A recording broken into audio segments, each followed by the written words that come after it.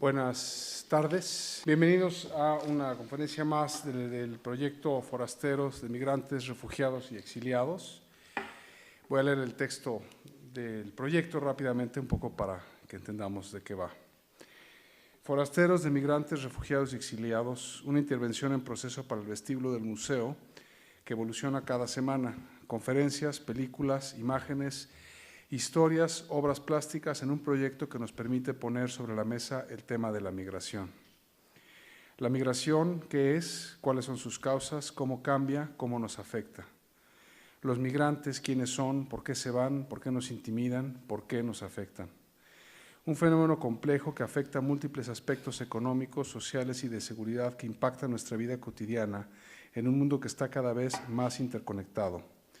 Un término que abarca una amplia variedad de movimientos y situaciones que involucra a personas de todos los ámbitos de la vida y de todos los antecedentes posibles. Informarnos y sensibilizarnos no solo en cuanto a las problemáticas en general, sino también hacia los individuos. Apuntes, solamente apuntes, para plantear dudas, generar respuestas y reflexionar de una manera crítica sobre una realidad humana que nos involucra a todos. Y a esto me gustaría sumar una realidad humana que es responsabilidad de todos. Forasteros de Migrantes, Refugiados y Exiliados, intervención en proceso, conferencia 5, protección de refugiados en México. Gracias, Alejandra. Alejandra Carrillo Subic, Alto Comisionado de las Naciones Unidas para los Refugiados. Alejandra Carrillo Subic, licenciada en Derecho por la Universidad Iberoamericana, maestra en Derecho Internacional Público por la Universidad Panthéon-Assas, París II, y maestra en Ciencias Sociales por la Escuela de Altos Estudios en Ciencias Sociales en París.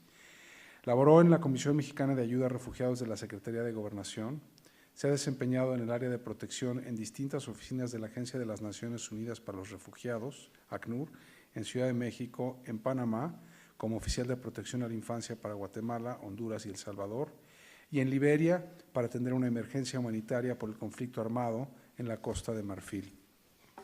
En 2013 fundó la consultoría MIDE, o MIDE, enfocada en temas relativos a migración, protección internacional y desplazamiento interno. Ha colaborado con la Comisión Mesoamericana de Juristas, coordinando un proyecto sobre libertad personal de migrantes y libertad de circulación de todas las personas por territorio nacional. Actualmente es consultora para las Naciones Unidas en esos mismos temas. Sin más, los dejo con Alejandra Carrillo. Gracias. Muchas gracias. Gracias, Rafael, por la oportunidad de venir a hablar y dar algunos apuntes sobre esta realidad. Me rebelé un poco y amplié el tema, no nada más a refugiados, sino también al desplazamiento interno. Dos realidades de desplazamiento forzado, el interno y el externo, que son bastante invisibles en México y que es muy afortunado tener la oportunidad en un espacio, además de cultura en Puebla, de sí apuntar a estas dos realidades.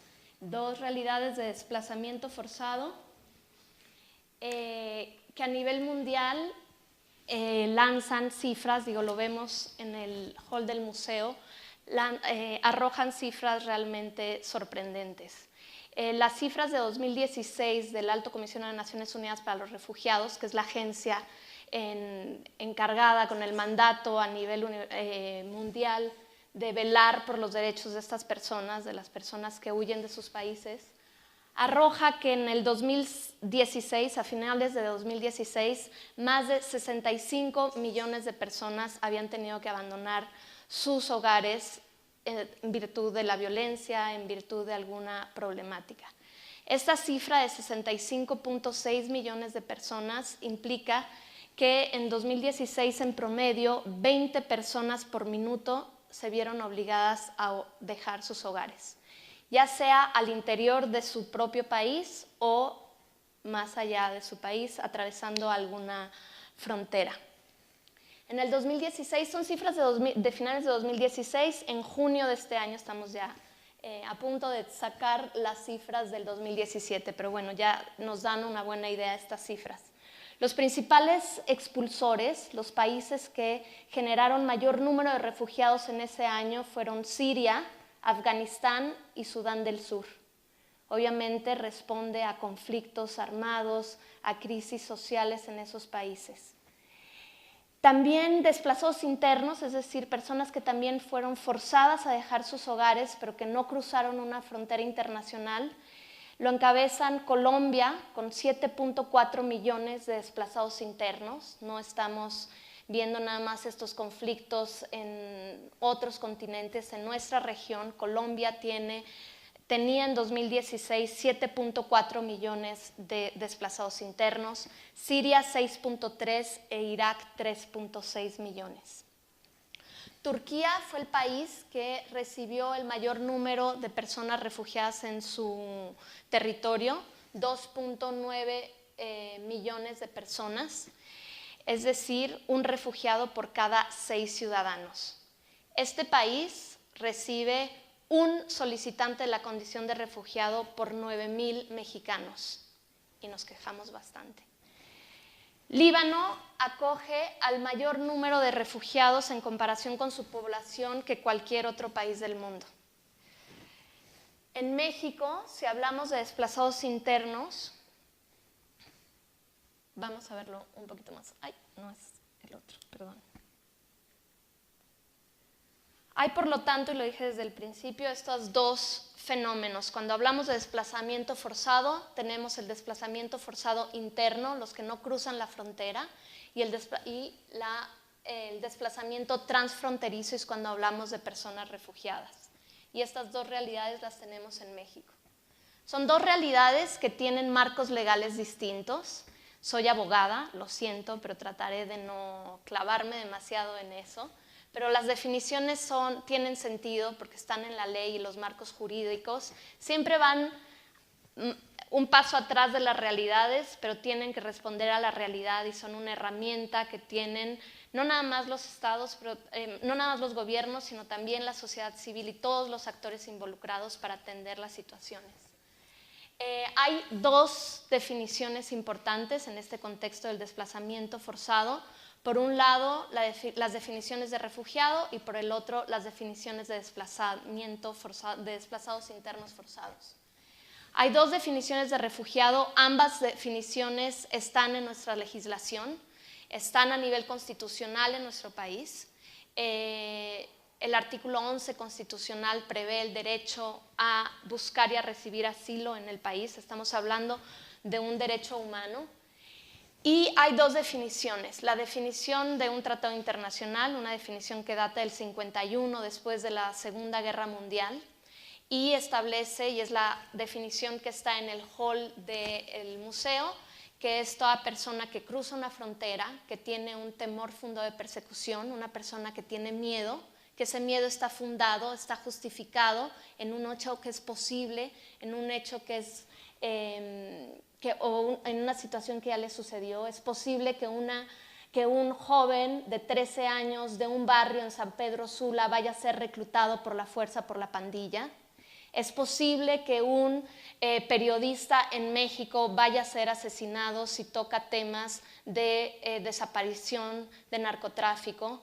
Es posible que una mujer víctima de violencia doméstica en países donde no hay sistemas de protección a las víctimas pueda correr su vida a peligro. Entonces es una persona que huye de su país, cruza una frontera, tiene un miedo justificado a una persecución, a una violación de sus derechos por razones de raza, de religión, de nacionalidad, de opinión política, de género, de pertenencia a un determinado grupo social. Es decir, es todo un abanico bastante amplio de personas que encuadran en esta definición.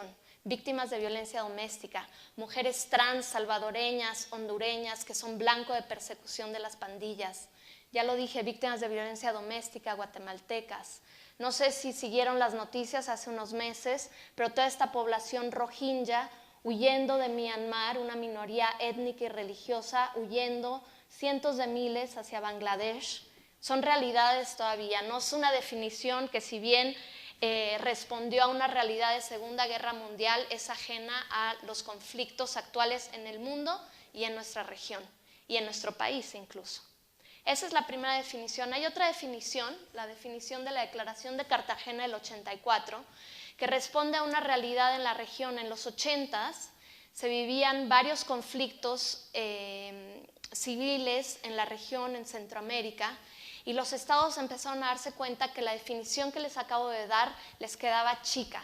Estaban cruzando las fronteras y huyendo de los países, otro perfil de personas, y era necesario atenderlas, y desafortunadamente los gobiernos necesitaban una definición para encuadrarlas y atender esas realidades. Y entonces determinaron que también podía ser refugiada una persona que también cruza una frontera, que su vida, seguridad o libertad está amenazada por la situación que está viviendo su país, porque su país está viviendo un conflicto armado interno, porque en su país hay una violación masiva de los derechos humanos, porque en su país hay circunstancias que han perturbado gravemente el orden público y su Estado no puede o no quiere brindarles protección. En estas dos definiciones de refugiado es clave el hecho de que los Estados no tienen la capacidad o la voluntad de brindar protección. Todos los que estamos aquí gozamos de la protección de algún Estado. Estando en México, estando en el extranjero, hay un Estado, aunque suene muy etéreo, pero que nos da un documento, un pasaporte, que nos garantiza que tenemos acceso a la salud, acceso a la educación, acceso a todos los derechos básicos. Hay más de 60 millones en el mundo que no tienen un Estado que les proteja y que les garantice eso. Y esos son los refugiados, los que cruzan la frontera, y ya sea porque en su país hay una guerra, una situación grave, o porque los persiguen por su color de piel, por la manera en la que piensan, porque son opositores a determinado régimen, porque son periodistas, porque son defensores del medio ambiente, esas personas son refugiadas.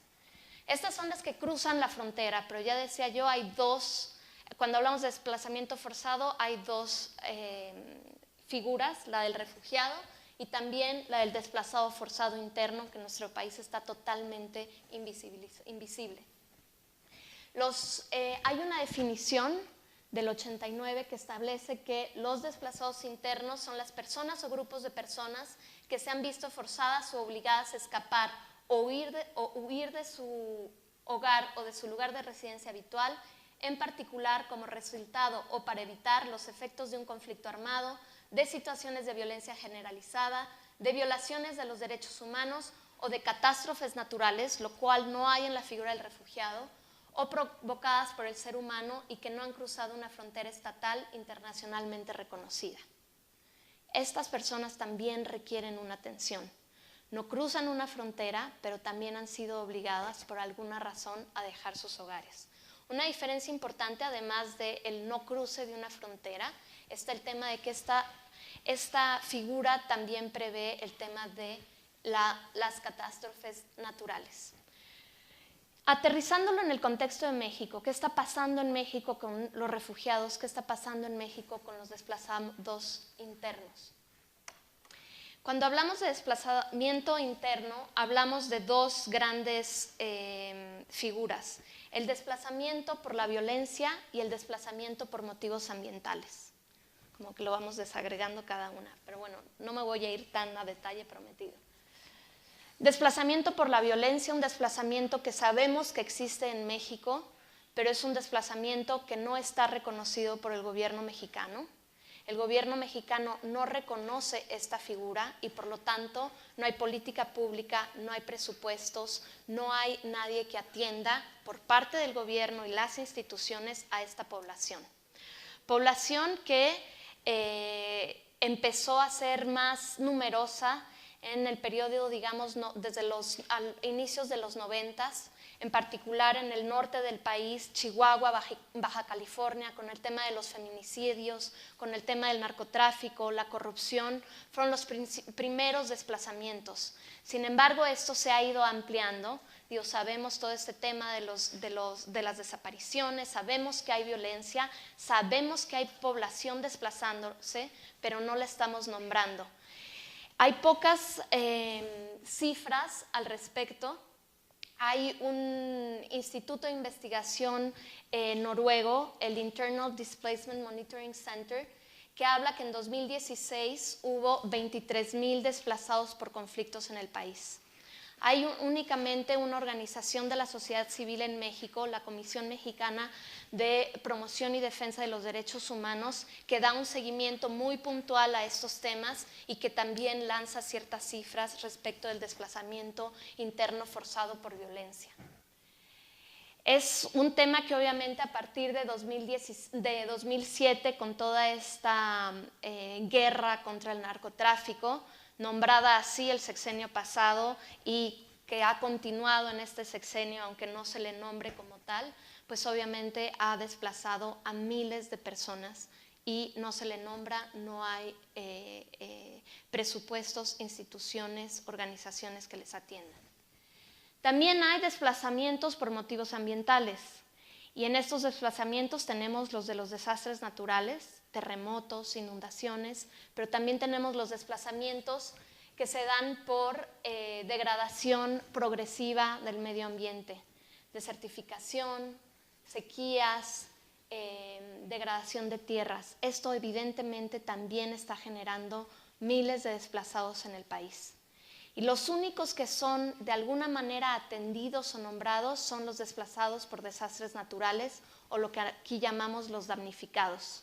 Tenemos un Sistema Nacional de Protección Civil que atiende estas emergencias, pero como tales, jamás viendo la prevención y el largo plazo, la solución duradera. Simplemente hay un muy buen sistema de protección civil gracias a los terremotos del 85, pero que no tiene una visión en lo más mínimo preventiva ni obviamente de soluciones duraderas con enfoque de derechos humanos.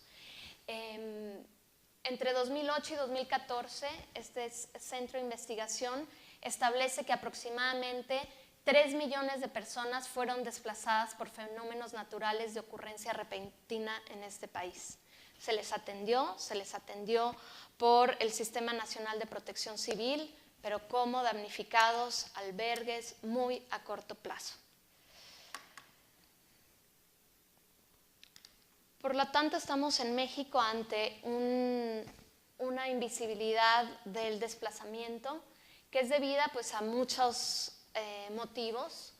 Uno, el tema de que no hay un reconocimiento del desplazamiento como tal por el gobierno federal. En México hay 2 estados que tienen legislación sobre el tema de desplazamiento interno, uno de ellos es Chiapas, pero no se reconoce a nivel federal y eso limita mucho la respuesta de los estados que tienen legislaciones estatales sobre el tema. Esto obviamente, pues bueno, ya lo invisibiliza y lo asume estos desplazados como meros migrantes económicos. ¿Por qué de repente hay tantos michoacanos en determinado lugar?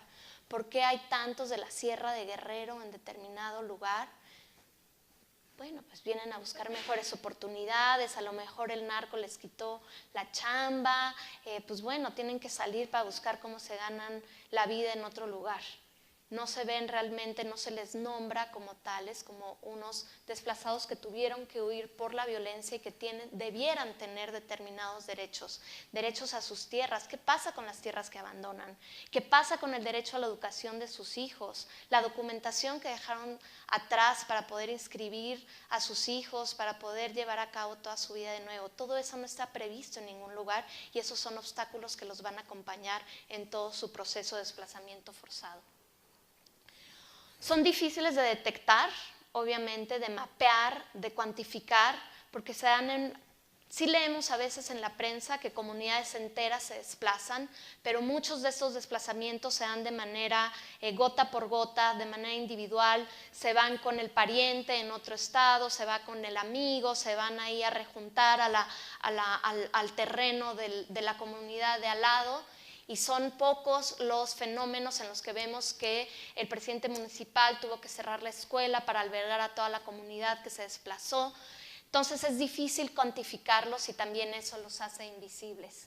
Obviamente el miedo y la persecución hace que ellos mismos quieran ser invisibles. Si estoy huyendo del crimen organizado y del narco, no quiero que sepan que estoy en la comunidad de al lado, quiero pasar por debajo, no quiero que me noten.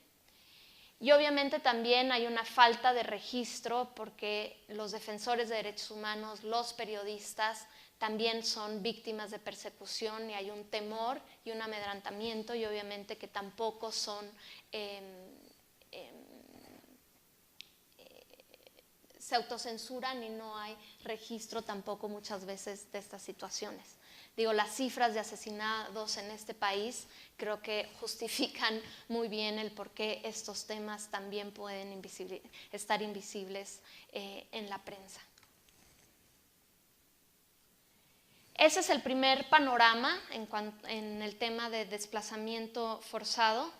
El siguiente, el desplazamiento interno, y ahora voy a hablar del desplazamiento forzado, que era el tema de la conferencia, más allá de las fronteras, los transfronterizos, y es el tema en el que he trabajado toda mi vida profesional, en el que conozco más, y bueno, les voy a platicar un poco, dejando un tiempo para que podamos también ojalá haya preguntas, dudas y podamos ir más en este tema.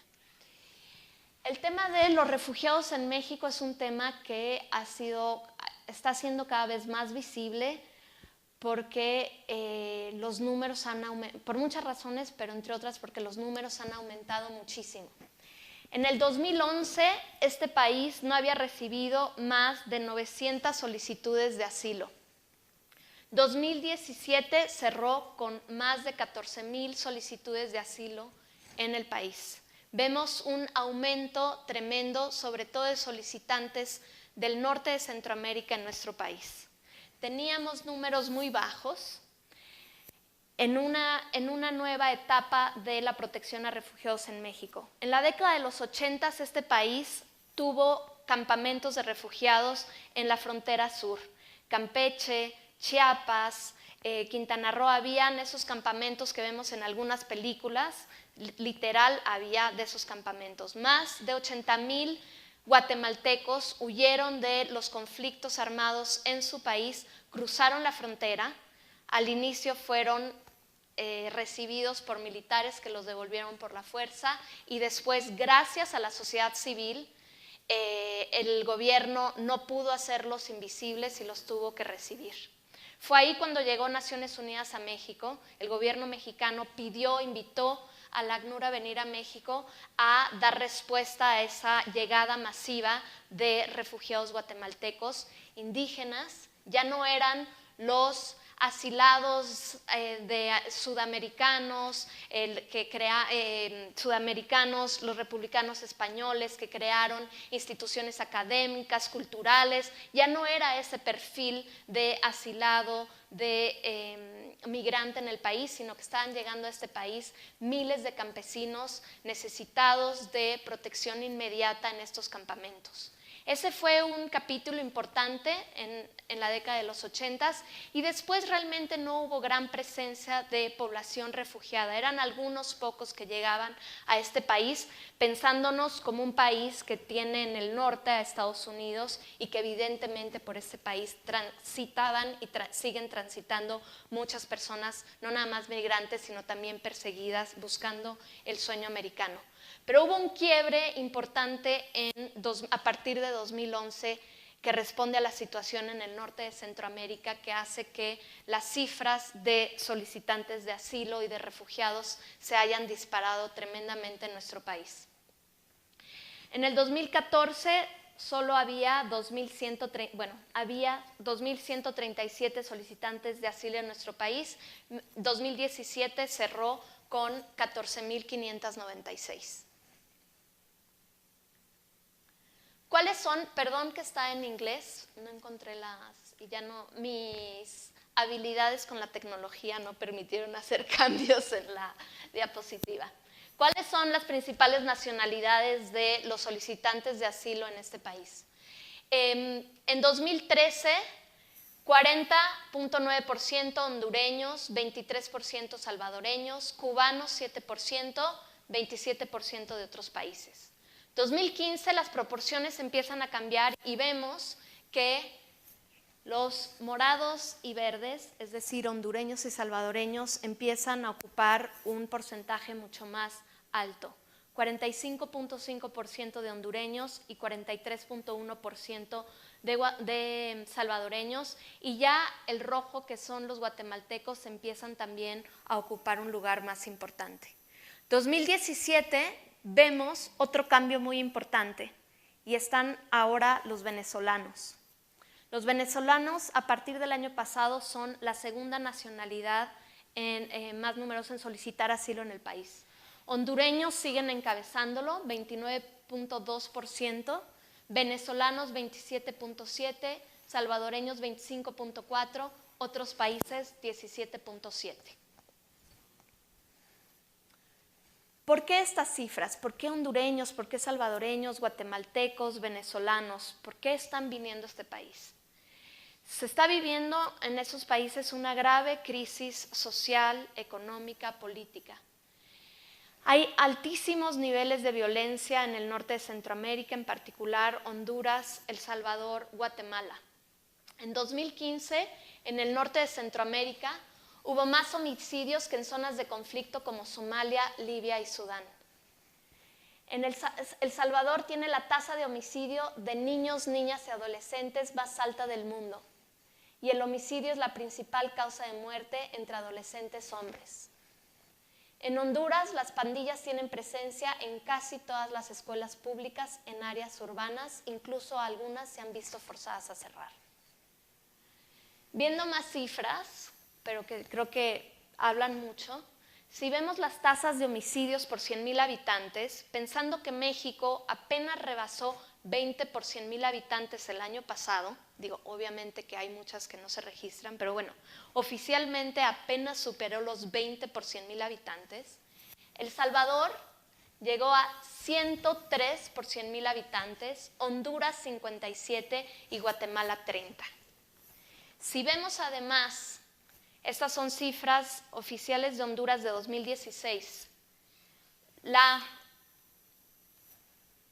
para los hombres entre 25 y 29 años, la tasa es de 184 homicidios por 100,000 habitantes. Además, territorios, digo, no tengo aquí el mapa de Centroamérica, pero son estados realmente pequeños, donde hay un control tremendo del crimen organizado, de las pandillas, que realmente se han infiltrado en todas las esferas del gobierno, de la sociedad.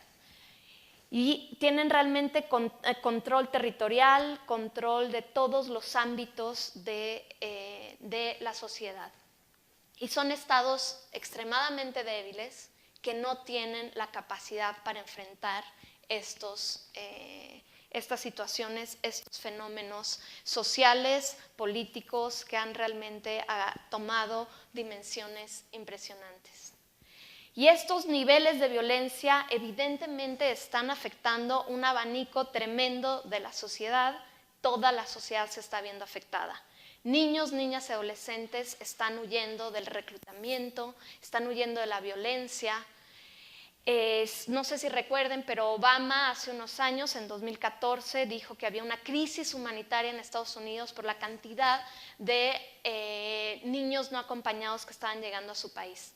No fue nada nuevo, esto es algo que se venía gestando, pero esto es una realidad que continúa. No es porque se le nombró en un momento, hubo muchos recursos y reflectores en el momento, pero es algo que sigue ahí y donde se está viendo es en este país. Este país es el que está recibiendo a todos esos niños, niñas y adolescentes no acompañados, también acompañados, no acompañados, porque lo que es cierto es que al declararse una crisis humanitaria en Estados Unidos, lo que pasó es que México empezó a incrementar el número de detenciones de esos niños, Estados Unidos las redujo y aumentaron en México las detenciones y las deportaciones. La realidad no ha cambiado, el hecho es que estos chicos siguen huyendo, siguen saliendo, la tía, la abuela, la vecina los sigue mandando con el pollero, con el vecino, con la mamá que está en Estados Unidos, con quienes pueden para salvarles la vida. Y esa sigue siendo una realidad y un sector de la población que está siendo fuertemente afectada y que llega a este país con un sistema de protección a la infancia que tiene una legislación apenas del 2014, y con una estructura sin presupuesto, con procuradurías de protección a la niñez que tienen un procurador para atender la infancia de todo un estado. Entonces realmente es terrorífico, sobre todo además que la inmensa mayoría de estos chicos están siendo deportados, sin que se haga un análisis de su interés superior, sin considerar que al deportarlos los van a reclutar, los van a estar esperando para matarlos, porque no es una cuestión de una migración económica, está siendo una huida de sus países, estamos hablando de refugiados. También obviamente están siendo víctimas la población LGBTI, cada vez más mujeres trans y hombres gays centroamericanos están llegando a México porque son víctimas de persecución de las pandillas. Y también llegan a este país con qué oportunidades, con todo un contexto de discriminación, no solo por ser el otro centroamericano, sino además mujer trans, hombre homosexual. Todos los familiares, dueños y empleados de pequeños y medianos negocios, todo el tema de la extorsión, pequeños comerciantes, no son los grandes empresarios, sino el que tiene su puesto de baleadas en el centro de la ciudad, son los transportistas, son los taxistas en las ciudades. Realmente es amplísimo el espectro de las personas que están afectadas. No recuerdo la cifra, pero la cifra de personas que tienen un vínculo con algún pandillero es increíble. Mi primo es pandillero, la pandilla contraria me persigue. Vivo en el barrio de la pandilla X, si cruzo al barrio de la pandilla Y, aunque no sea pandillero, me matan. Mi hermano es ex pandillero, me matan. Mi hijo fue reclutado por la pandilla X, la pandilla Y me va a matar aunque haya sido reclutado por la fuerza. Realmente es increíble la dimensión del problema, no lo estoy exagerando ni caricaturizando. A finales de 2017 en todo el mundo hubo más de 294,000 personas solicitantes de asilo y refugiadas procedentes de estos 3 países del norte de Centroamérica, Honduras, Guatemala y El Salvador, lo que equivalió a 58% más que en 2016 y 16 veces más que a finales de 2011.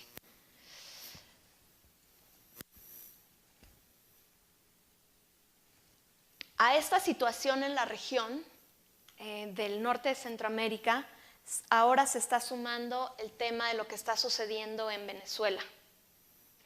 Venezuela, como ustedes saben, está sufriendo una crisis política, una crisis social, una crisis económica que ha provocado la salida de más de 1,5 millones de personas. A partir de principios de este año se calcula que 5,000 venezolanos por día están saliendo. Están saliendo a Colombia, están saliendo a Brasil, están saliendo a Estados Unidos, están saliendo a donde pueden. Muchos tienen necesidades de protección internacional, es decir, no todos están saliendo por razones económicas, no todos están saliendo porque no les gusta el régimen de Maduro. Muchos están saliendo porque están huyendo, porque su vida, seguridad o libertad está en peligro, porque sufren una persecución por su opinión política, por su pertenencia a determinado grupo, son refugiados. Y es bien importante hacer esa distinción entre un migrante que en caso de ser devuelto a su país va a tener protección de su país y un refugiado que en caso de regresar su vida, seguridad o libertad va a correr peligro, va a tener una persecución. Esa es la gran diferencia. Ambos tienen todo un marco de derechos, ambos tienen necesidades de protección, derechos humanos, pero tienen regímenes distintos simplemente por esa diferencia. A un refugiado lo regresas a Honduras, lo regresas a Venezuela, lo regresas a El Salvador, lo regresas a Siria, lo regresas a Myanmar y su vida, seguridad o libertad corre peligro. Un migrante no.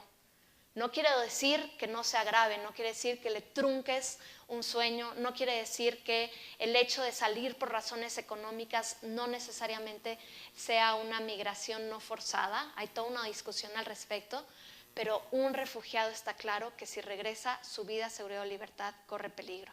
Entonces, muchos de estos venezolanos que están saliendo están enmarcados en esta figura.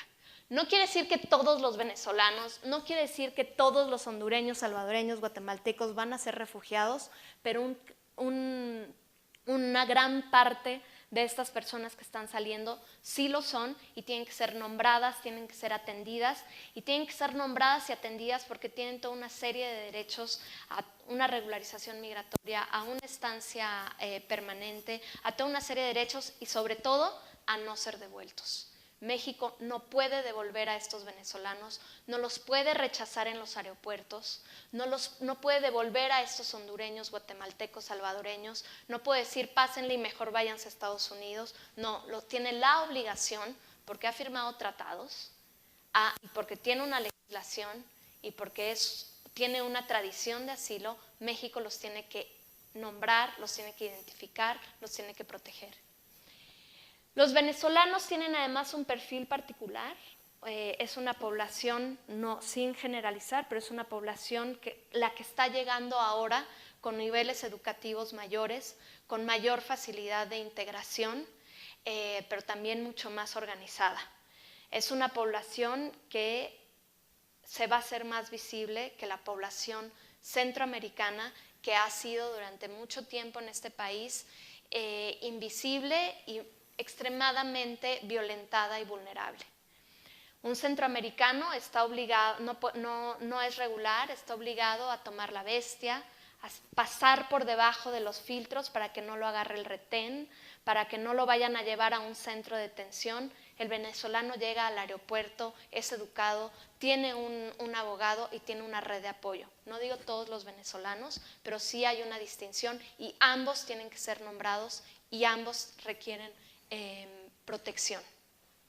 En 2016 en México, de 8.781 solicitantes, 2.061 eran venezolanos y ya en 2017, de 14.596 solicitudes que veíamos que hubo en el país, 4.042 eran de Venezuela. Estas cifras son a nivel mundial. Está actualizado a marzo de 2018, por eso vemos 2018 tan bajo, pero vemos cómo ha ido en aumento tremendamente la salida de venezolanos a nivel mundial. Estados Unidos es el que está recibiendo la mayor parte de estos venezolanos, ha recibido el 40.5% de las solicitudes de asilo de venezolanos. México ha recibido únicamente, con cifras al 10 de febrero de este año, 3.4% de estas solicitudes.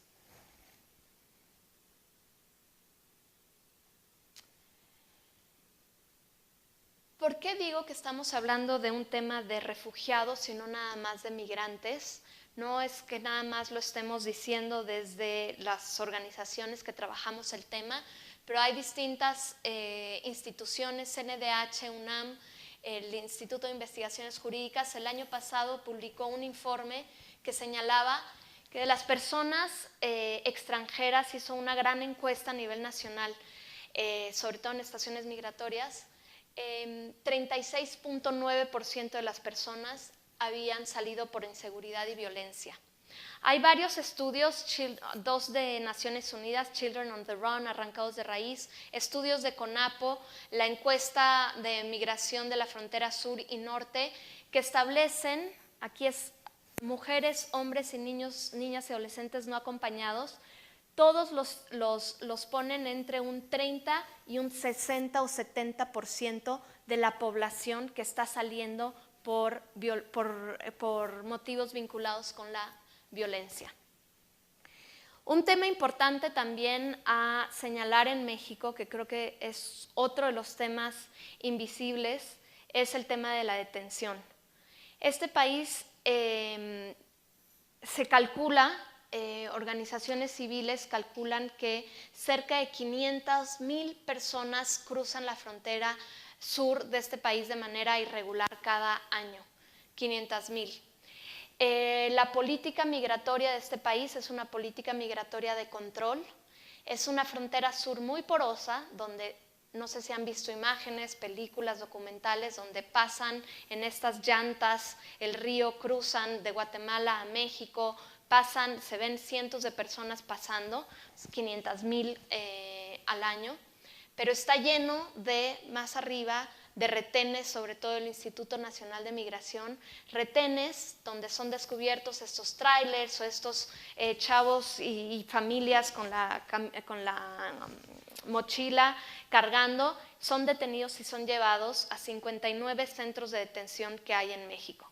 El Instituto Nacional de Migración tiene más de 50 centros de detención que nadie visita, porque además no está considerada una detención como tal, como está considerado en la Constitución. La Constitución establece plazos, hace un listado de cuáles son las detenciones, las privaciones de la libertad que se aceptan conforme a la ley en este país. La detención migratoria es llamada alojamiento por nuestra ley.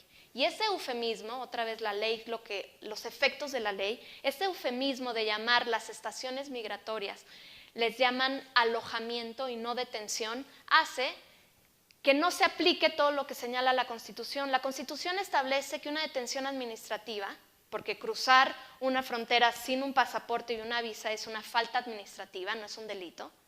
La Constitución establece un máximo de 76 horas de detención administrativa por una falta administrativa.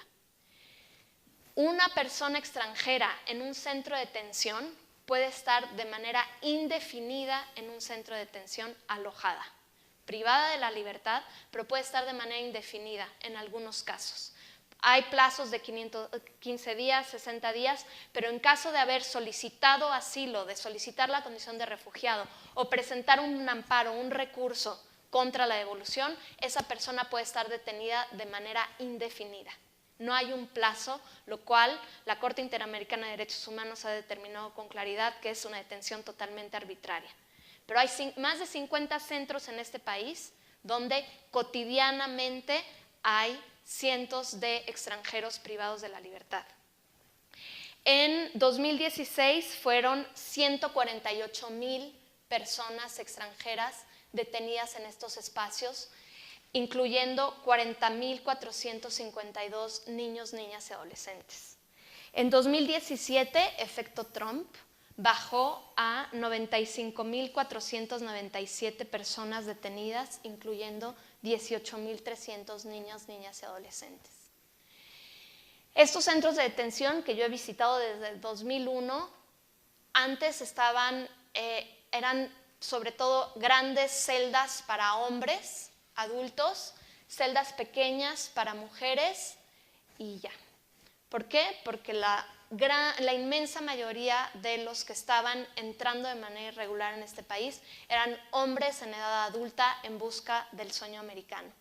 Ahora en estos centros de detención lo que hay son mujeres trans, familias enteras, muchas familias monoparentales, es decir, mujeres solas con niños, hombres solos con niños, adultos mayores, todo el abanico de personas que están saliendo por la violencia. Ya las estancias, ya las celdas, pues tuvieron que poner una mampara para poner a los vulnerables, que puede ser la mujer trans, junto con el hombre con algún problema psiquiátrico, junto con el adulto mayor y junto con la persona que vive con VIH. En otro, pues los adolescentes no acompañados, que evidentemente son separados de sus padres si tienen más de 12 años. Ahora en la prensa nos asusta lo que está haciendo Trump de separar familias. En este país todos los días se separan familias en estos centros de detención. En algunos lugares solo se pueden ver por 30 minutos 2 veces por semana una madre con su hijo si este es mayor de 12 años.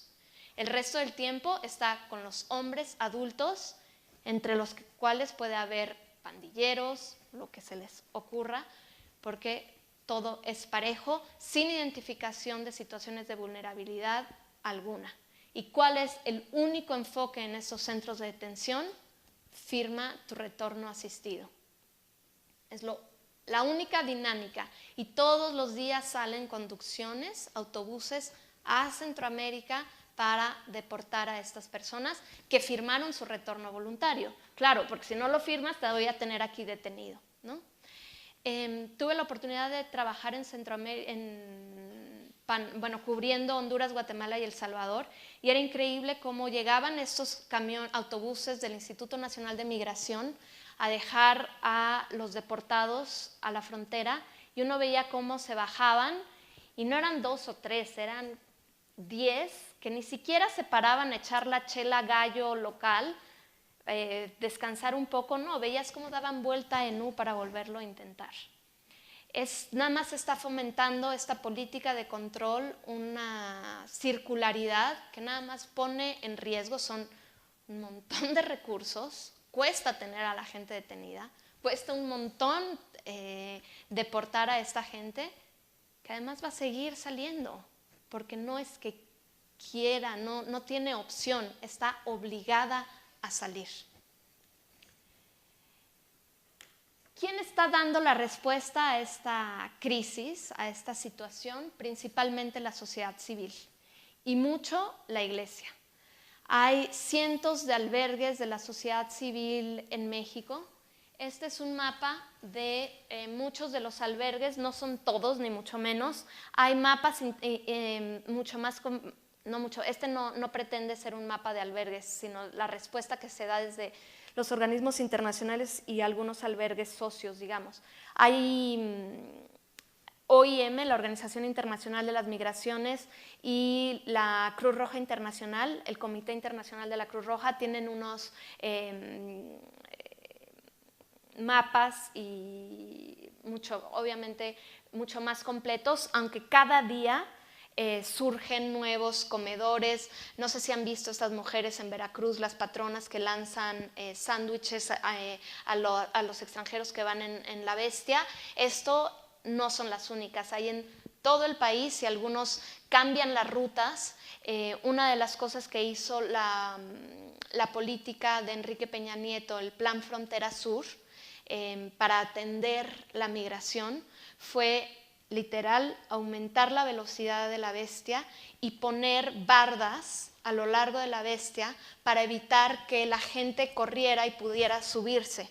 Ya hay barreras para que sea más difícil subirse. Entonces, eso obviamente que ha hecho, cambiado las rutas, ha hecho que la gente tenga que caminar mucho más, hay mucho más problemas de deshidratación y llegan con los pies deshechos, de mordedura se dice, ¿sí, verdad?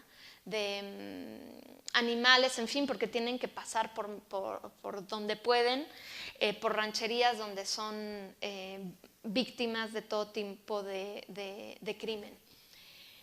Entonces, pues por donde pasan y tienen la suerte de pasar por una comunidad que se solidariza, pues surgen estos pequeños albergues o estos pequeños comedores o grupo de personas que les dan de comer, agua o lo que se puede. Mucho está concentrado en la frontera sur, en Chiapas, en Tapachula. Tapachula recibe el mayor número de solicitantes de asilo en el país, pero también lo vemos en Palenque, en Tenosique y un poco más arriba en Acayucan.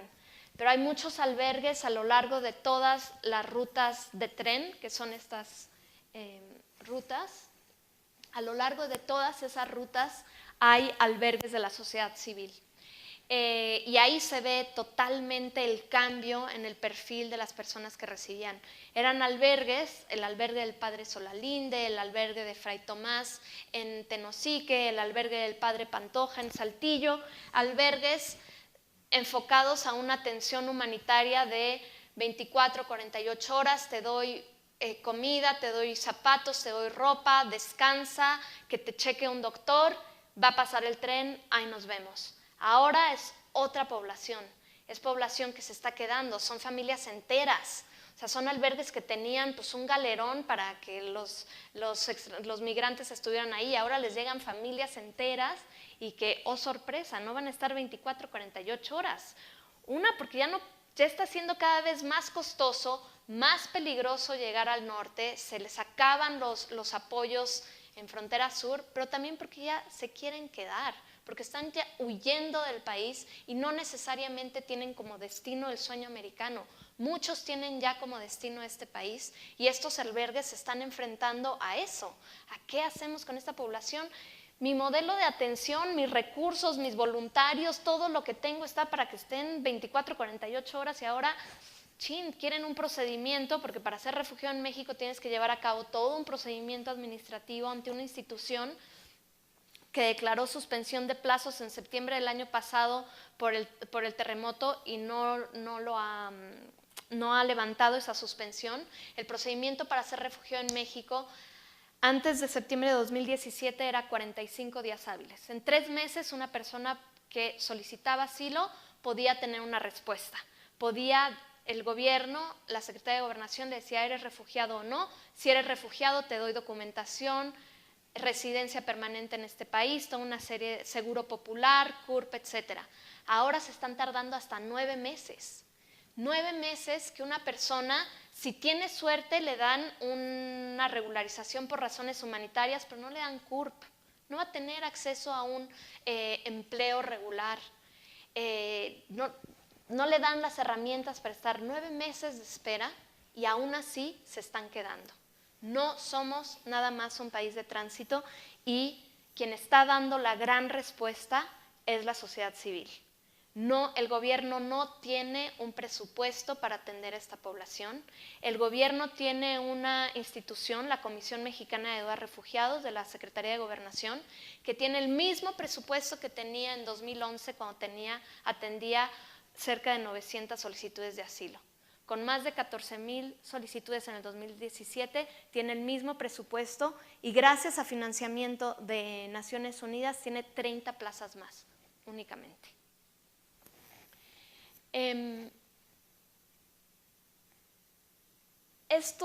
Todas las cifras que les he dado, a lo mejor dices, bueno, es un problemón, este país no tiene la capacidad, ¿qué va a pasar? México no aparece ni siquiera entre los 100 países receptores de refugiados en términos per cápita. Como ya decía al inicio, solo tenemos un solicitante por cada 9,000 mexicanos. Países que sí están recibiendo grandes cantidades de refugiados están ahí: Líbano, Jordania, Turquía, Chad, Uganda. La gran parte de los refugiados en el mundo están siendo recibidos por países de renta baja o media. México todavía está muy por debajo de eso y México tiene los recursos y tiene la capacidad de recibir las personas que están huyendo y que están llegando a este país. La lista de retos que tenemos en el país para atender esta situación, pues obviamente que es grande. Creo que ya he lanzado apuntes de varios de estos retos. Uno importante es la política que tenemos, una política migratoria totalmente de control, que veremos cómo viene con el siguiente gobierno, pero hasta ahora ha estado enfocada únicamente en te detengo, te deporto, te detengo, te deporto. Eso pasa para los centroamericanos. De otras nacionalidades los números son mínimos y eso sí que se les documenta y se les permite llegar al norte del continente. Pero esta política, ante una política de Trump que ponga muro o no ponga muro, de todos modos es un país cada vez más difícil, al que es cada vez más difícil de llegar, y si llegas vas a estar en detención, muy probablemente deportado, muy probablemente separado de tu familia, pues obviamente que México va a tener un cada vez mayor rol ante estos éxodos de personas.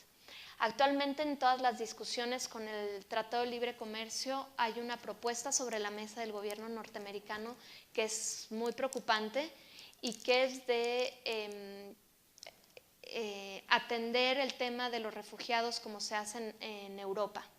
En Europa, si tú llegas a Italia y después te vas a Francia y solicitas asilo en Francia, Francia te devuelve a Italia, porque debiste haber solicitado la condición de refugiado en el primer país al que llegaste.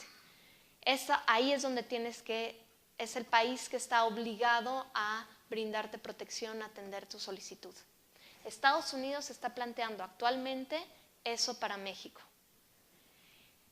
Si México está recibiendo 14,596 en 2017 solicitudes de asilo, pensemos que solo de centroamericanos Estados Unidos recibió el año pasado más de 100,000.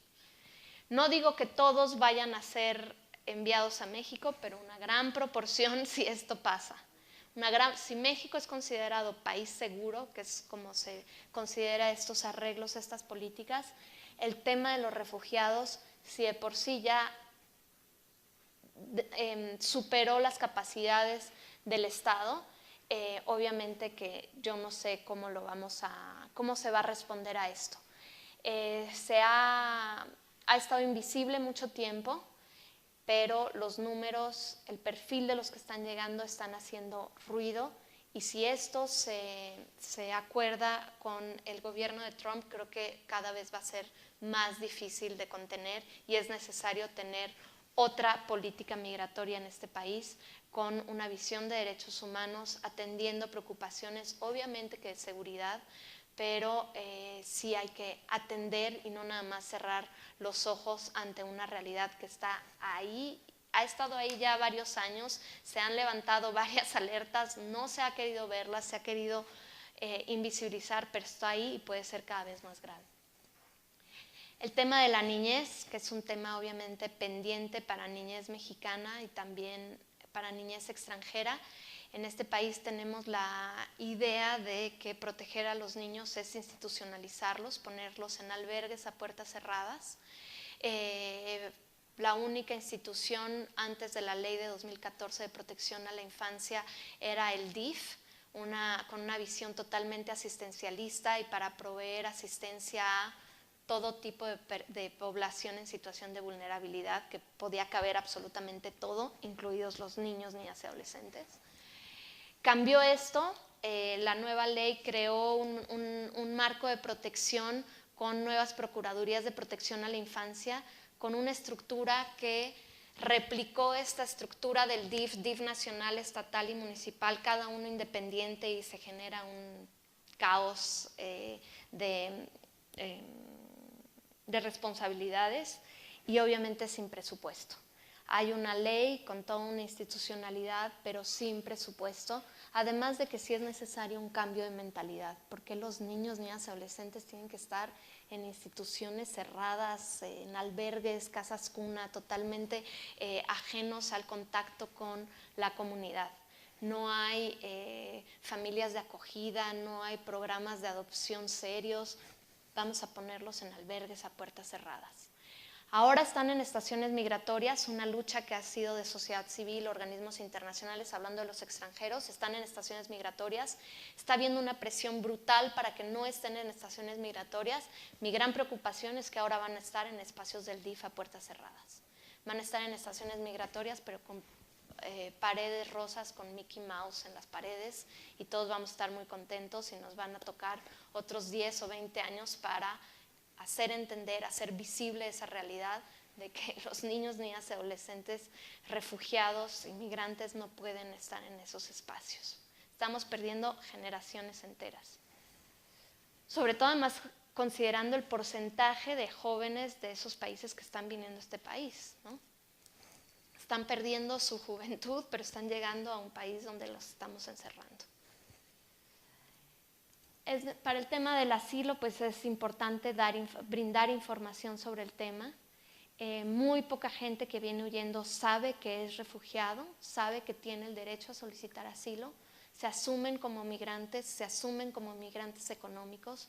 Es muy raro que uno le pregunte a un hondureño, un salvadoreño, ¿por qué saliste? Pues para ganarme la vida, estaban muy difíciles las cosas en Honduras, no hay trabajo. A la siguiente pregunta, bueno, ¿por qué no hay trabajo? Bueno, tenía yo mi puesto, ¿y qué pasó? Bueno, pues no pude pagar la extorsión y me amenazaron, entonces me tuve que mudar, y donde llegué también me amenazaron. Hay una multicausalidad, no digo que es la única razón es la violencia, ni digo que todos los centroamericanos están huyendo de la violencia, pero un porcentaje, lo veíamos con los estudios que les mostré, un porcentaje muy alto sí está huyendo de la violencia y no lo asumen como tal. Y ellos mismos también se quieren hacer invisibles, pero también el gobierno mexicano no quiere saber que están huyendo de la violencia, y hay que tratarlos como migrantes económicos que podemos devolver y podemos mandar en camiones todos los días, aunque sabemos que su vida, seguridad o libertad corre peligro. Entonces hay que informarlos, hay que tomen una decisión informada. Muchas veces no lo quieren solicitar, porque muchas veces ahora le pagan 3 viajes a los polleros, a los traficantes, Entonces, bueno, si los agarran en el primer intento, prefieren que los deporten porque de todos modos ya pagaron, ya toda su familia se endeudó y prefieren volverlo a intentar y cobrarle ese segundo intento al pollero. También muchos no quieren porque están detenidos. Esas cerca de 100,000 personas detenidas cada año, decirle, bueno, espérate 3 meses, 3 semanas separado de tu familia, privado de la libertad entre barrotes, para que la Comar te diga si eres refugiado o no lo eres, pues muchos prefieren desistirse y volverlo a intentar.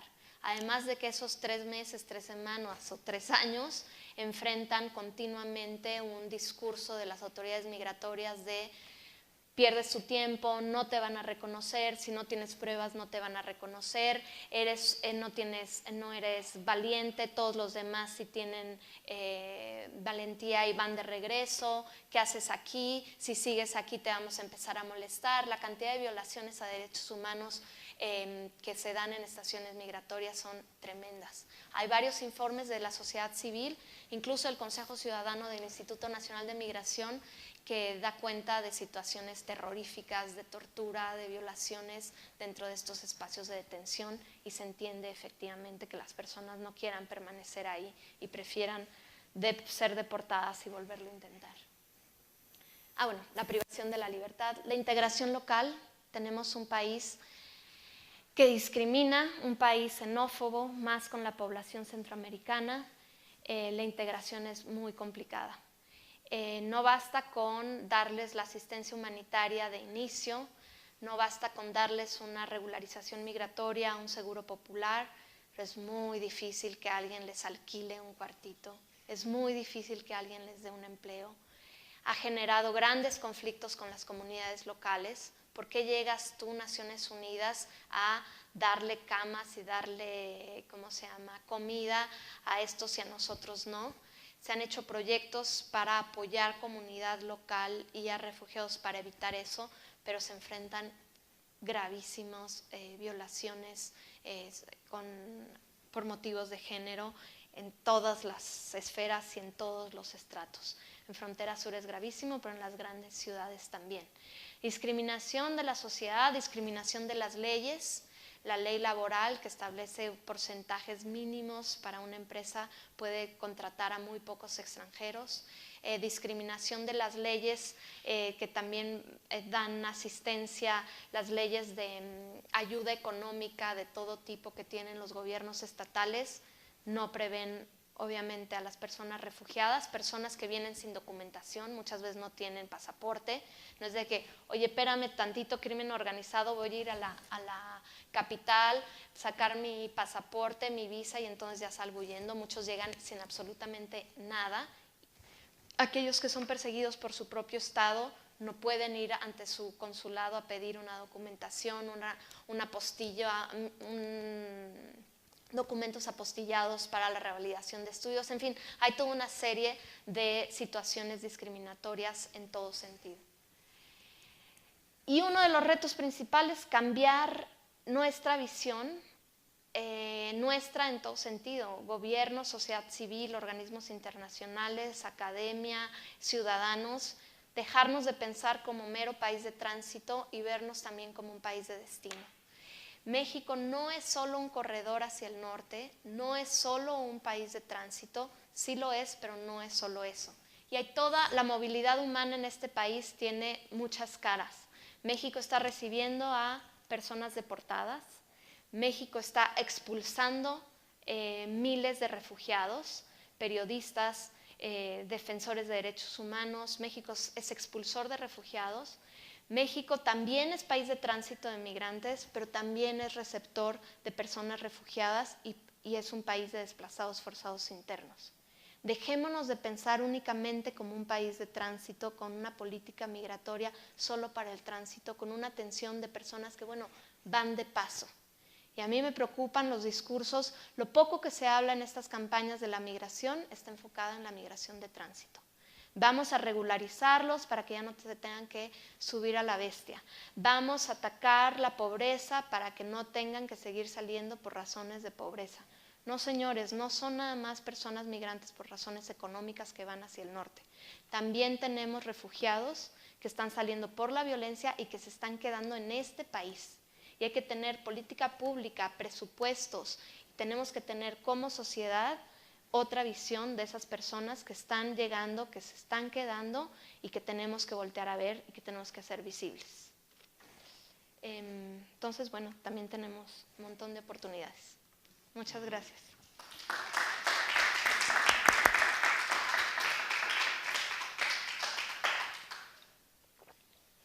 No sé si haya… Gracias, Alejandra. Bueno, pues un montón de preguntas en la cabeza, y un montón de puertas que se abrieron también, como de entender la realidad desde otro lugar. Te quería hacer una pregunta muy específica con respecto a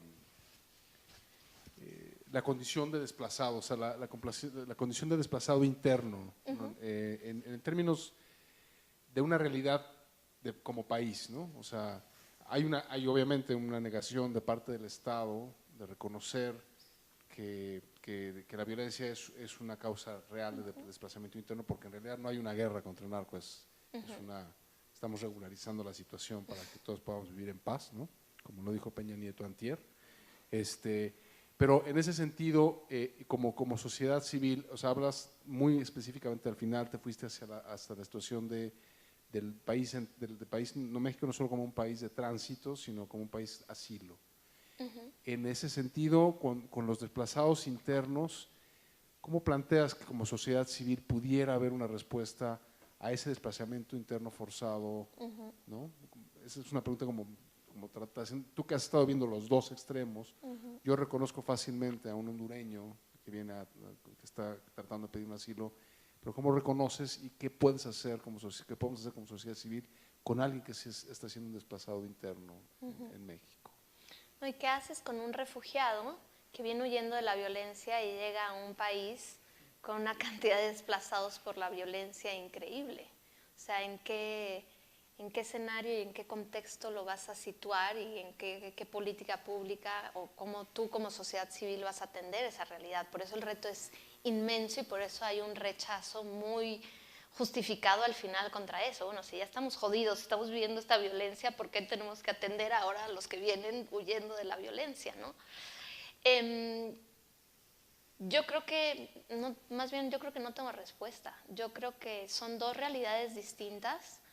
Yo creo que son necesidades también muy parecidas. De hecho, la Agencia de Naciones Unidas, que atiende a los refugiados en el mundo, también atiende a los desplazados internos, en razón de que son necesidades muy parecidas. O sea, son personas desplazadas que dejan todo atrás y requieren todo de nuevo y necesitan el mismo paquete: educación, asistencia humanitaria y demás. Solo que no entra en acción la Agencia de Naciones Unidas para desplazados si no es que el gobierno se lo solicita. Entonces, por eso en México tenemos prohibido hablar de desplazados internos. En México no existen.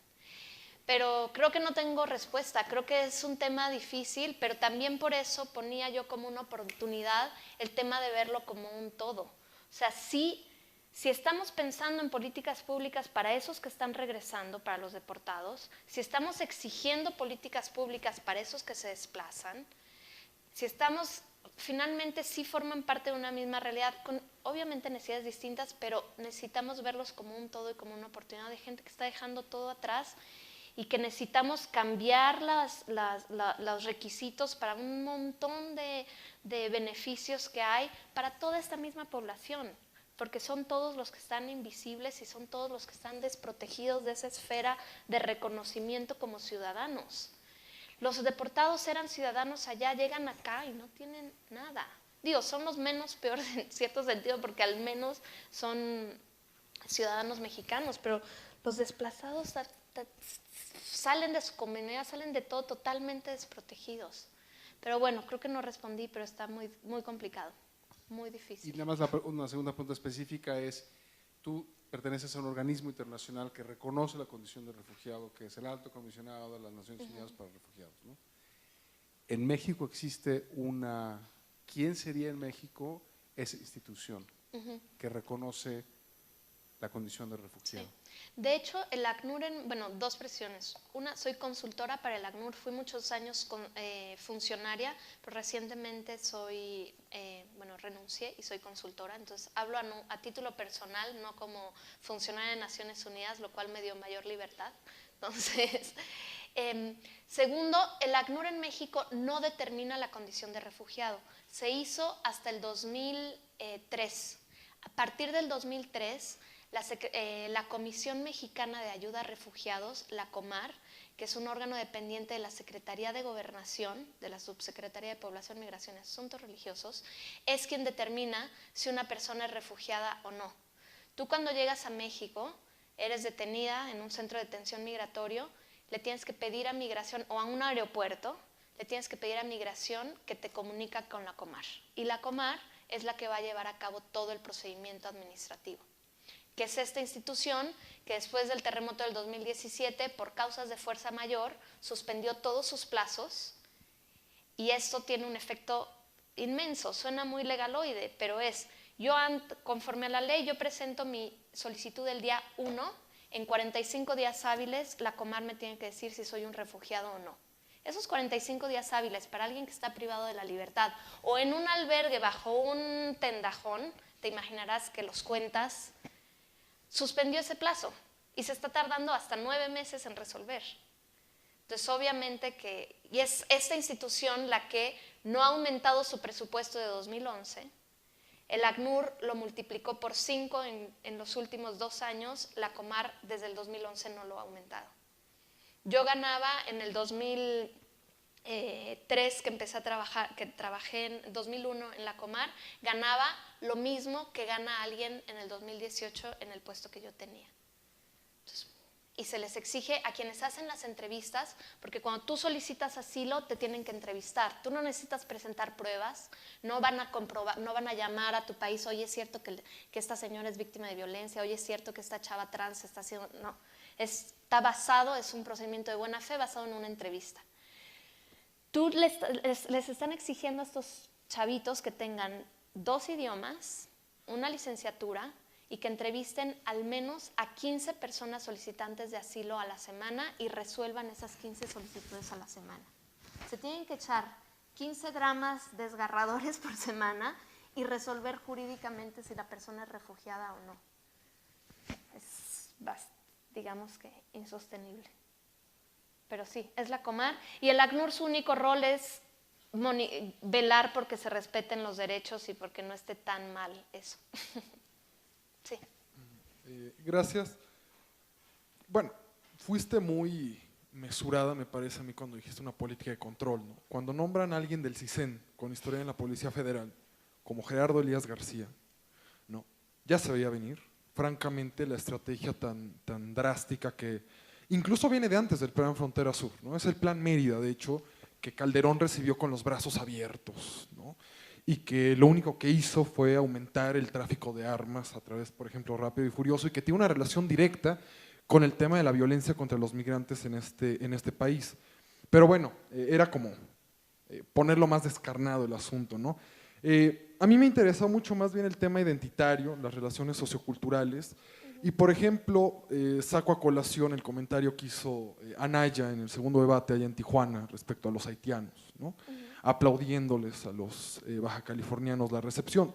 Ciertamente hubo un gran apoyo, pero creo que a Anaya se le olvidó decir que una gran cantidad de la población de Baja California solicitó al gobierno la deportación inmediata de los haitianos.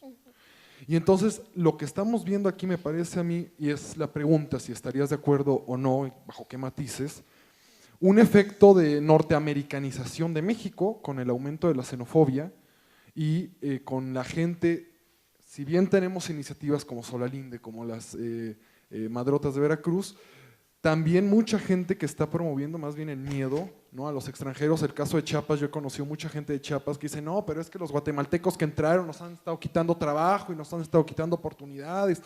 Entonces, ¿cómo ves esa relación en términos sociales y culturales entre el grueso de la población mexicana con estos sectores de migrantes y refugiados? Yo creo que tristemente no es una norteamericanización, sino una mundialización de ver al extranjero y ahora al refugiado en particular como un riesgo, como un criminal, como una amenaza. Y yo creo que no es nuevo, ¿no? Esta política de control no es desde el Plan Mérida, es algo desde hace mucho tiempo, y la discriminación y xenofobia de este país tampoco es nueva. Lo que pasa es que ahora es más visible porque hay más. Ahora tú vas a Tapachula y se ven los extranjeros y se ve la prensa diario, es primera plana, un hondureño mató a no sé quién, un guatemalteco o un centroamericano asaltó a la viejita que venía saliendo con su mandado. Todos los días radio, prensa hablan de esto. Hay la prensa, es el gobierno y es la sociedad que ve, pero es aquí y en el mundo. Ve lo que está pasando en Europa. O sea, son políticas que están criminalizando, que están pues haciendo más ajeno a ese otro que pues no es otro, y que todos podríamos estar en esa situación en cualquier momento. Veamos Venezuela, veamos pues Centroamérica, son los que están aquí. O sea, un guatemalteco en la frontera con un chiapaneco fronterizo, creo que son exactamente lo mismo, ¿no? Son hermanos, realmente nos puede pasar a todos, pero no, eso es el otro, y lo peor es que ahora es la amenaza. Nos viene a quitar el trabajo, nos viene a asaltar, nos viene a matar. Ahora hay una realidad que lo dijo, no sé si fue Mido Anaya en el debate, que habló del tema de la seguridad, ver ese tema como seguridad nacional, que es gravísimo ver el tema únicamente como seguridad nacional, pero yo también creo que es un error no atender el aspecto de seguridad nacional de la migración y del asilo. Yo sí creo que hay un aspecto de seguridad nacional que hay que atender y que no hay que tapar. No hay que ver todo como un problema de seguridad nacional, que es como se ha visto. Y por eso los centros de detención migratoria son espacios de seguridad nacional, nadie puede entrar. Los espacios donde están deteniendo a venezolanos todos los días en Cancún, nadie puede ir porque son espacios de seguridad nacional. No digo que sea un tema únicamente de seguridad nacional, pero sí hay un componente importante que no se está atendiendo y que también hay que atender. Por frontera sur pasan armas, pasan drogas, pasan mareros. Y esa población de pandilleros hay que atender. Sí es un problema, sí, y hay que decirlo. No solo son un problema, no son todos, y ese es el gran... Pero como si lo digo me van a tachar de, entonces mejor no lo decimos. Entonces todos son... o todos son criminales o todos son refugiados, y entonces creo que sí hay un componente y sí hay que atenderlo, y no se está atendiendo a pesar de tener una política de control, no se está atendiendo. Hay un programa desde el 2016 que logramos de que los solicitantes de asilo salen después más o menos de un mes de detención. Si solicitan asilo son liberados y no permanecen en detención hasta que la Comar decide. Y pues a veces solicitan mareros, lo cual es su derecho, no es un requisito no ser marero. Pero bueno, hubo un caso en particular que se sabía que podía ser una amenaza grave, era un marero en activo, y había sido el persecutor de varios de los solicitantes que estaban ahí. Entonces solicitó al gobierno mexicano que esa persona se mantuviera en detención, se buscara otro mecanismo, porque no podía ser liberado al albergue de la sociedad civil donde iban a ir todas sus víctimas. Creo que es un poco sentido común, ¿no? Bueno, fue un escándalo. ¿Cómo Naciones Unidas se atreve, bajo criterios totalmente discriminatorios, a pedir que esta persona no salga de... Entonces, tampoco es que lo estemos atendiendo. Sí tenemos esta política de seguridad nacional, ¿no? Pero no estamos atendiendo eso que sí que hay que atender y nadie está atendiendo, incluido Naciones Unidas, ¿eh?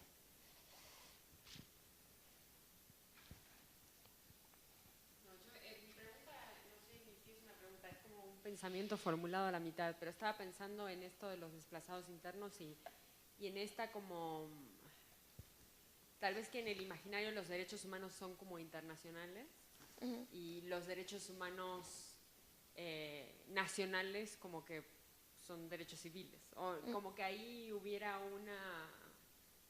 como una especie de palo enjabonado, pero no lo puedo ni terminar, es como eso, pues es que no lo... entre los dos.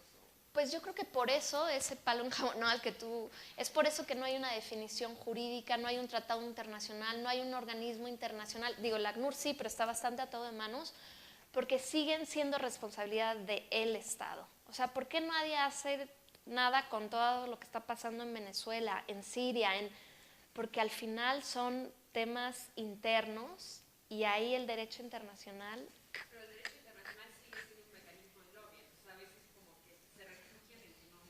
Sí. Que no sea derecho humano. O sea, No, el derecho humano sí internacional es. es internacional aunque esté en una nación, ¿no? Sí es, lo que pasa es que la comunidad internacional puede intervenir menos, pero no deja de serlo. El tema es que el Estado tiene que reconocer que está violando los derechos de esas personas y es mucho más difícil. Es más fácil decir, bueno, Honduras, Guatemala, El Salvador, Venezuela, Siria, Irak, Afganistán están violando los derechos, pero yo desde acá te veo que tú estás violando.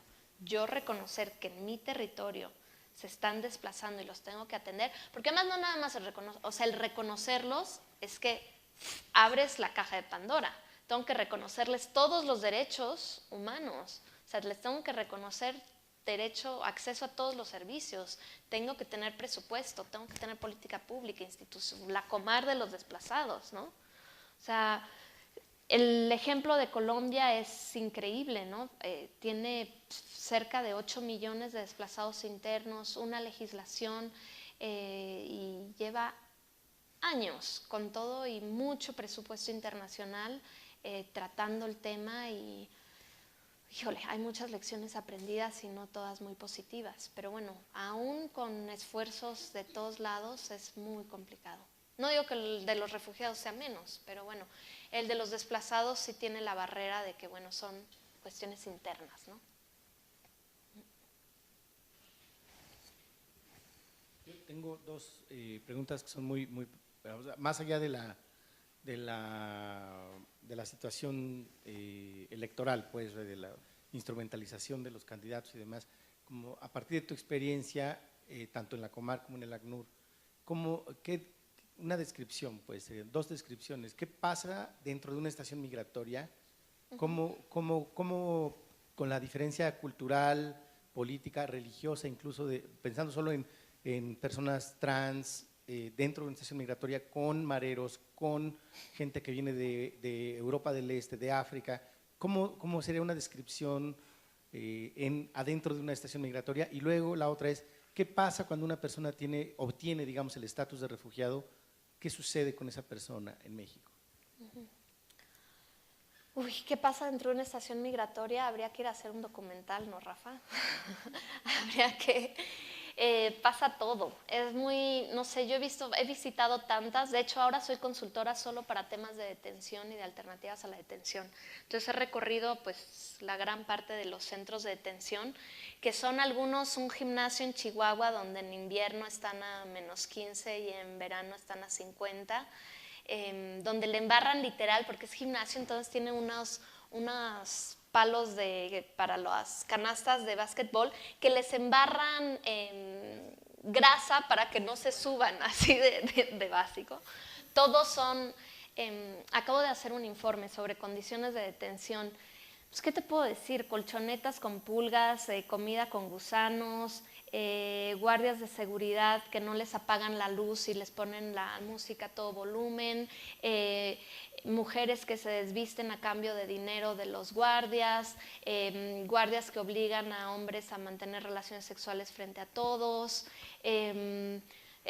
familias separadas, normalmente están en las celdas por nacionalidades. Antes pasaba mucho, ahora no tanto. Antes, cuando había muchos cubanos en detención, era increíble cómo, sin llegar a prejuicios, pero era una realidad, los cubanos rentaban las colchonetas, eran los que tenían los negocios de todo, ¿no? Pasa en algunos albergues todavía. Pasa de todo. La comida, pues obviamente, para un musulmán, pues ¿por qué me vas a dar todos los días, puerco? todo lo que te puedas imaginar. Y pues sí, convive el marero con el indio, con el, ¿cómo se llama?, con la mujer trans. Ahora está de moda los espacios para vulnerables, pero es literal eso. En la Ciudad de México, que fui hace 2 semanas, en la celda de vulnerables estaba un señor, un adulto mayor que estaba, digo, mal de su, no sé, se veía como totalmente ido, junto con un marero, así tatuado hasta por acá, junto con una mujer trans y un chavito muy violento de 17 años.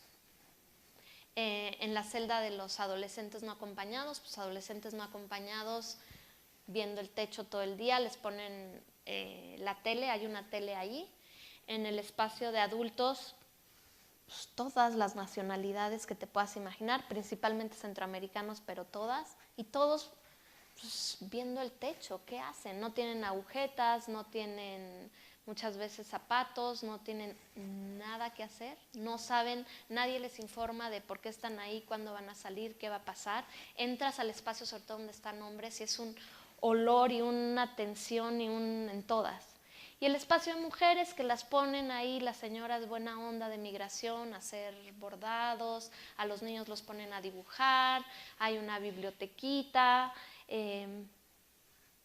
ahí lavan su ropa, pasa todo. Y son espacios, además, como no son considerados centros de detención, no hay defensores de oficio, o sea, no tienen abogados, no hay todo el monitoreo y toda la reglamentación que hay en una cárcel. Son unos espacios ahí fuera de la ley al final, sin mucho control. Van algunas organizaciones civiles, va la iglesia, les dan acompañamiento, ¿cómo se llama?, espiritual, pero es difícil contestar, pasa todo. ¿Qué pasa si una persona es reconocida como refugiada? Se le da documentación y recibe apoyo, la mayoría por parte de Naciones Unidas a través de organismos de la sociedad civil, que les dan, quienes no hablan español, clases de español gratuita, les dan asesoría para inserción laboral, les dan, pues se trata de dar toda la orientación para darles las herramientas para que hagan su vida en México. Se les da una asistencia económica para que empiecen a rentar un espacio por su cuenta. Naciones Unidas ha cambiado mucho su política de asistencia, quiere romper con la idea de campamentos y estar dando asistencia, te doy 3 galones de aceite, 4 costales de arroz y demás. Ahora se les da una suma de dinero para que ellos vean en qué se la gastan, ¿no? Y sí, pues más bien es el trabajo de Naciones Unidas en la sociedad civil, es ir empujando al gobierno para que sea el gobierno que sea responsable e ir cambiando estas políticas para que tengan el seguro popular automático, para que tengan facilidades para la vivienda como otros sectores, en fin, ir abriendo todos los programas de ayuda que hay para mexicanos, que se abra también para los refugiados. Hola. Bueno, mi pregunta va un poco más orientada como a lo general. Entonces, yo sé que este año en la ONU va a ser, las sesiones de la Asamblea General va a estar enfocada en la migración, en la juventud, en el desarrollo sostenible.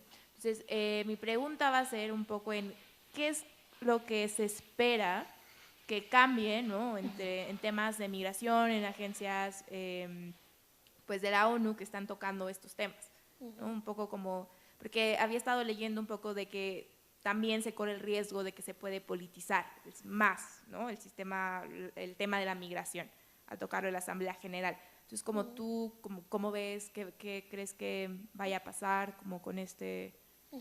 Está totalmente politizado, lo cual no es necesariamente negativo. Hay 2 esfuerzos importantísimos ahora a nivel mundial, el Pacto Mundial de Migración y el Pacto Mundial para Refugiados.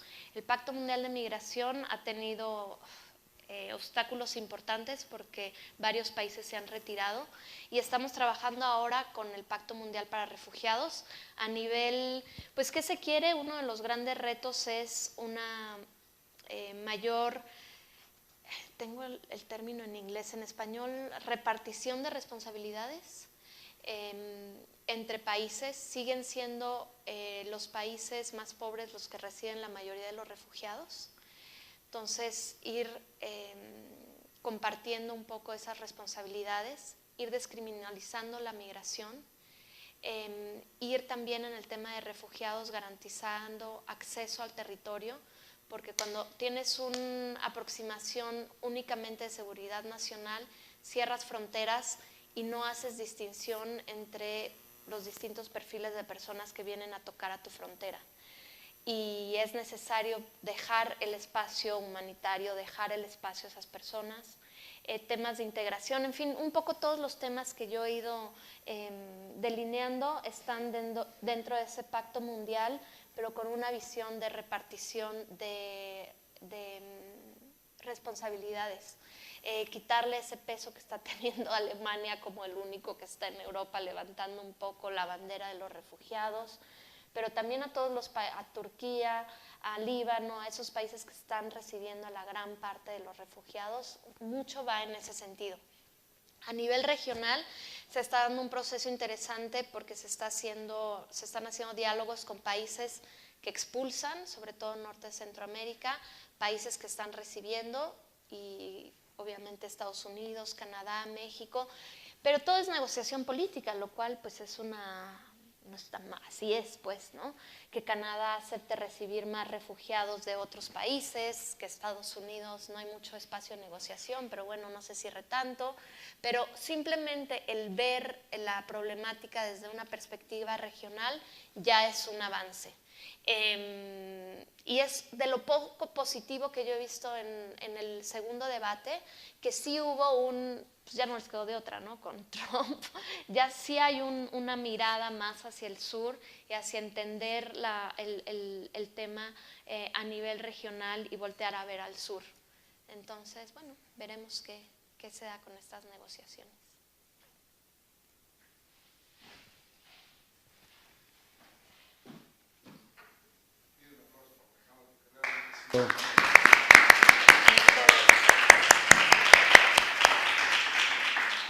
Ha sido muy interesante, súper fuerte. Muchísimas gracias. A ustedes. Para terminar la sesión, nada más recordarles que los sábados también hay cine sobre migración. Este sábado Alejandra había propuesto una película, tuvimos muchos problemas para conseguirla y aceptamos también la película del ponente anterior. Va a pasar una película que se llama El Derecho de Nacer, que es cómo se ve el problema de la afrodescendencia en México. Es una película del 52 de Zacarías Gómez Urquiza, que va a ser interesante verla en pantalla grande, de qué es, cómo veíamos a la población negra en este país no hace tanto tiempo. La otra cosa importante es un término más, y el término del día de hoy que estamos definiendo es xenofobia. Xenofobia es el miedo, rechazo u odio al extranjero, con manifestaciones que van desde el rechazo, el desprecio y las amenazas, y hasta las agresiones y asesinatos. Una de las formas más comunes de xenofobia es la que se ejerce en función de la raza, y como ejemplo ponemos el racismo. Esta es una palabra que aparecerá esta siguiente semana ya en el vestíbulo del museo.